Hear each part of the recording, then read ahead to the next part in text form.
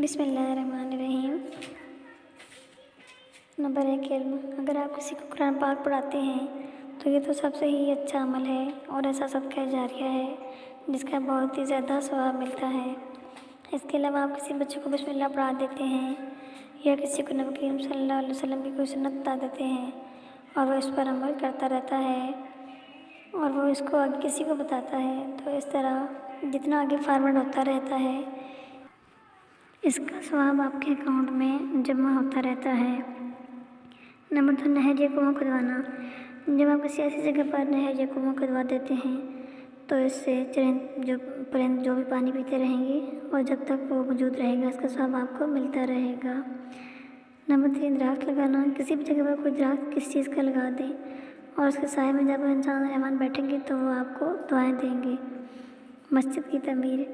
किसी भी जगह पर मस्जिद बना दें, कोई मदरसा बना दें और सौबे हासिल करें।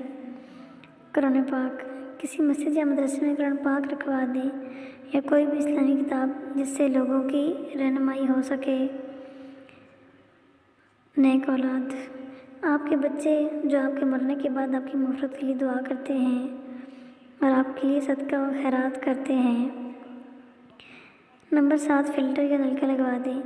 किसी भी जगह पर आप फ़िल्टर लगवा दें या कोई भी नलका जहाँ पे लोगों को पानी की सख्त ज़रूरत है तो ये बहुत अच्छा सदका जारिया है और जिसका सवाब आपको आखिरत तक मिलता रहेगा।